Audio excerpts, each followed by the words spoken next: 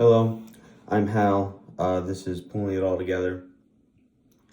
So the first topic I will be talking about is the race slash ethnicity and how it will impact education. I believe it will impact education because, as I've said before, there's many teachers that get into education just to uh, persuade students to follow them and sort of like trick them into doing something that they don't want to do. And I really don't want that. I think that would be really bad for schools. Um, what I found in educational foundations, um, uh, chapter 5, page 43 quotes, "Through my experiences with these youth, I have witnessed how the labels and stereotypes affixed the refugee impact them and their lives in school."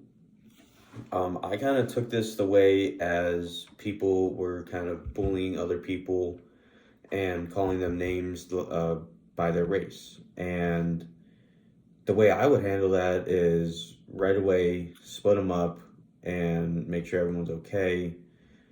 Split them off, and depends on what grade they are. If they're young, I mean, where do they get that from? And if they're older, why would you do this? Like, they're all human beings. I don't really understand why you would do this. And then it's up to the principal and how, and kind of the school district to kind of get rid of everything and how to handle everything too. My second topic is the sexual orientation. Um, my opinion, it does not matter to me if you prefer to be a man or a woman. It just really doesn't bother me. It bothers me if they're trying to do something that that gender can't really do. So, a man trying to become a woman to go into powerlifting and succeeding in that. I think that's terrible. I don't think that's good for the world, really. I mean, I believe that's terrible.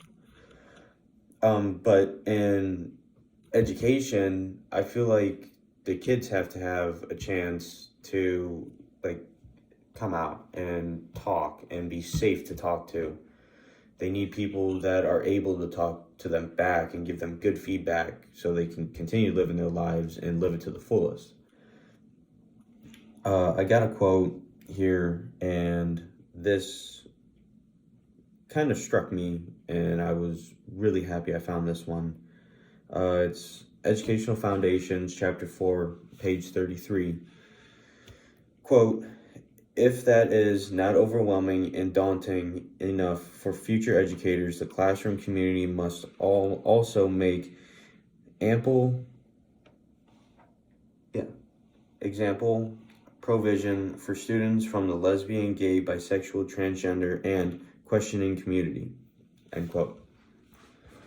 I took this as like there were many students that felt the need to say, "I'm this," and like they're part of the LGBTQ movement. And I believe, who cares? It's their lives, let them live it. And if they come to me for help, I will give them their help. Because as my job as an educator, I have to do that, no matter if it's in school or outside of school. And a fun thing that I found out was when we went to a school visit, one of our teachers that we went with showed us around, and she told us we always try to go to different games, and because it makes the students know, wow, they showed up for me. Like, it just makes like a kind of like a secret connection in a way. Like, I know I've had that, and especially in middle school, my robotics teacher, Mr. McGrath, he was the football coach, but he would also go to every basketball game that I played in. And I played in almost every single one, and I would always, he'd be like the only one I'd be able to find. And I wouldn't be able to find any other people that I know. And then him and I got super close. And then in high school, we were the exact same. I had his classes for workshop, and it was so much fun. Like, we had a blast. Some challenges for these educational systems. I believe there's so many students out there that don't have fun in the class when it should be fun. I don't really know how to say this, but when I went to school, I always looked forward to certain classes because they were fun. The teachers were fun, but there were also classes that I didn't mind because I had so many friends in, or it was just, I was the only one in there. And that's kind of how it was like my senior year. I was like the only one in my Spanish class that I knew. But knowing me, I'm outgoing, so of course I would try to bug everyone, and then I got friends. So yeah, that's kind of how I dealt with it. But other kids would have struggle like talking to people. Like, I know a lot of people that have been shy and they're scared to talk to other people, but I'd go over and just say, what's there to be scared about? The worst thing they say is get away. I guess it's just my personality. Like, I can go talk to a stranger for 3 hours. Probably 5. It doesn't matter. I'll find other stuff to talk about. I'm very open.